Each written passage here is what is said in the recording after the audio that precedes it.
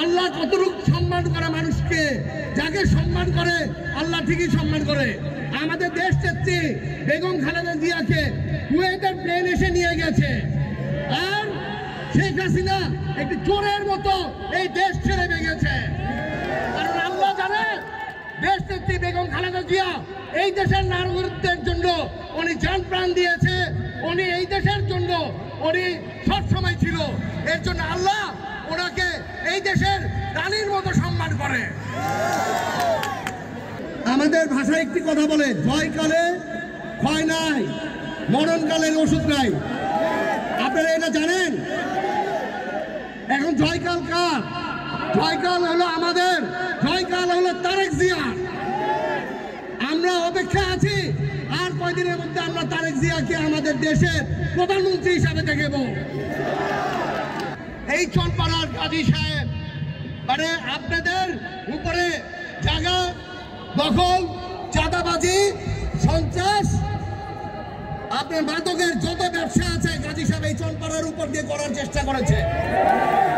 উনি এটার জন্য বিভিন্ন পিএস রেখেছিল। আপনারা এইসব পিএস কে চেনেন? যে পিএসরা এই চনপাড়ার মাদকের ব্যবসার সাথে জড়িত ছিল। মাদকের ব্যবসা করেছে কয়েকজন, কিন্তু বদনাম কামিয়েছে পুরো চনপাড়ার মানুষকে। ইনশাল্লাহ চনপাড়ার মানুষ যাতে গর্বের সাথে চলতে পারে, ইনশাল্লাহ আমি এই ব্যবস্থা ইনশাল্লাহ আপনাদের সাথে মিলে করে দিব, যাতে বুক গুলিয়ে আপনারা সবসময় বলতে পারেন যে আমরা চনপাড়ার মানুষ। আজকে চনপাড়ার একটি কথা বলে, চনপাড়ার মানুষ অ্যাকচুয়ালি এত সাহসী যে ওনারা পুলিশের চোখে চোখ রেখে কথা বলেছে। ওনারা আমার দুর্দিনে আমাকে কখনো ফেলে যায় নাই। এর জন্য চনপাড়ার মানুষকে আমি বলি তারা বীরের মতো আছে, তারা ইনশাআল্লাহ বীরের মতোই থাকবে রূপগঞ্জে। এই অন্তর্বর্তী সরকারকে একটি কথা বলি, আপনারা অতি শীঘ্রই এই দেশে নির্বাচন দেন। গণতান্ত্রিক সরকার একচুয়ালি সংস্কার করে এই দেশকে এগিয়ে নিয়ে যেতে পারবে। স্কুল করার সময় যত টিন দরকার ছিল এই টিনটা দিয়েছে।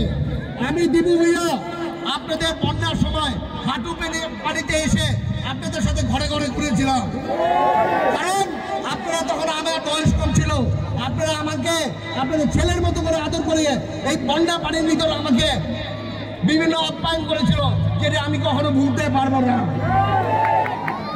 আপনাদের মাঝখানে একটি স্লোগান দিয়ে শেষ করতে চাই, খালেদা জিয়ার ভয় নাই, তারেক জিয়ার ভয় নাই।